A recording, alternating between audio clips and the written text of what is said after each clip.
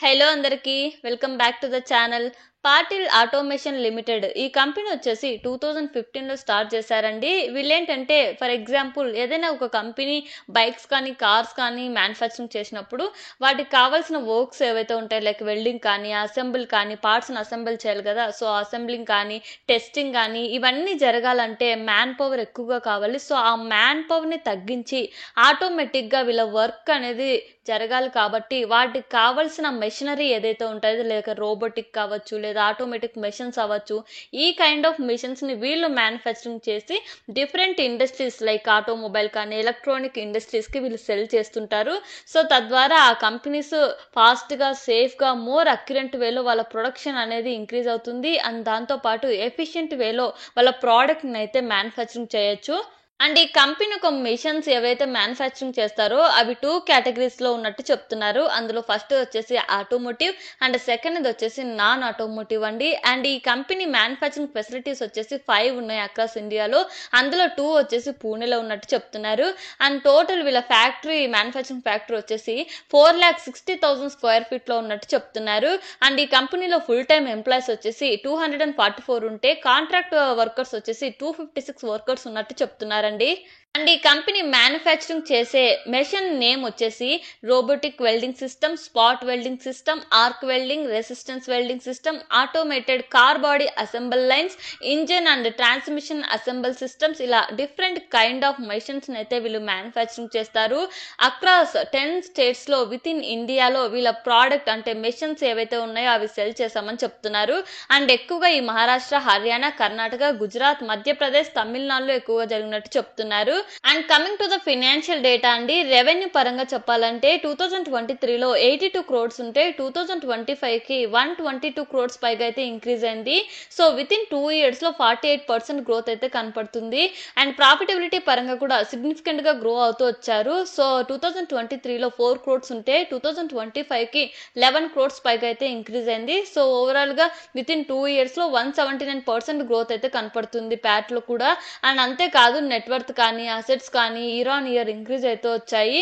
And net worth కూడా almost 120% పైగా అయితే ఇంక్రీజ్ అయిందండి. అండ్ ఇంకొక పాజిటివ్ పాయింట్ ఏంటంటే వీళ్ళ డెప్ట్ ఏదైతే ఉందో ఇయర్ ఆన్ ఇయర్ డిక్రీజ్ అయితే వచ్చింది. అండ్ అంతేకాదు వీళ్ళ ఐపీఓ ద్వారా వచ్చిన మనీని కూడా ఇప్పుడు ప్రస్తుతం ఉన్న డెప్ట్ ని కూడా రీపేమెంట్ చేసేసి అనదర్ మ్యానుఫ్యాక్చరింగ్ యూనిట్ కూడా స్టార్ట్ చేస్తున్నామని అయితే చెప్తున్నారు. సో దీన్ని బట్టి ఎక్స్పాన్షన్ అనేది బాగా జరుగుతుంది, కంపెనీ వాల్యుయేషన్స్ బాగున్నాయి, రెవెన్యూ గ్రోత్ బాగుంది, డెప్ట్ ఈక్విటీ రేషియో కూడా మోడరేట్ గా ఉంది. సో దీన్ని బట్టి చూస్తే ఐపీఓలో అయితే మంచి డిమాండ్ అయితే క్రియేట్ చేస్తుందని అనుకుంటున్నా. నెక్స్ట్ ఏంటంటే వీళ్ళు 2 కేటగిరీస్ లో వీళ్ళ మెషిన్స్ ని మ్యానుఫ్యాక్చరింగ్ చేస్తామని చెప్పారు కదా. సో ఆటోమోటివ్ నుంచి ఆల్మోస్ట్ 88% రెవెన్యూ వస్తుంటే నాన్ ఆటోమోటివ్ నుంచి వీళ్ళకు 10.9% రెవెన్యూ వస్తున్నట్టు చెప్తున్నారు.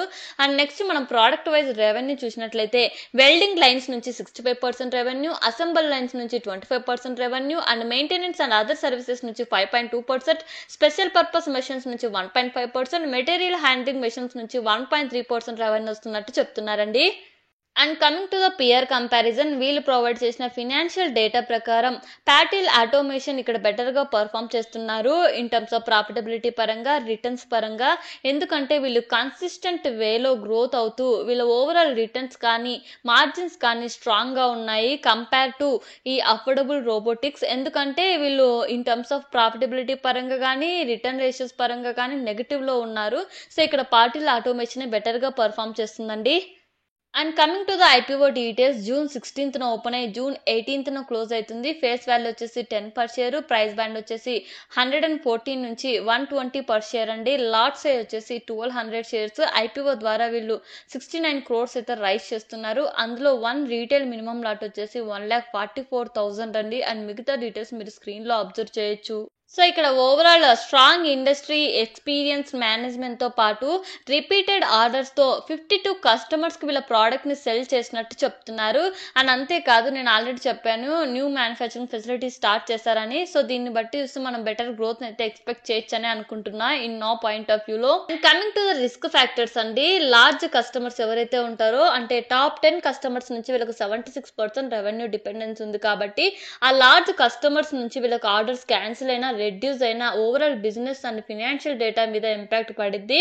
అండ్ రా మెటీరియల్ సప్లయర్స్ కూడా వీళ్ళకి లాంగ్ టర్మ్ అగ్రిమెంట్స్ అయితే లేదు. సో ఆ పర్టికులర్ రా మెటీరియల్ ఏదైతే ఉంటుందో అది అవైలబిలిటీలో లేకపోతే బిజినెస్ ఇంపాక్ట్ పడిద్ది.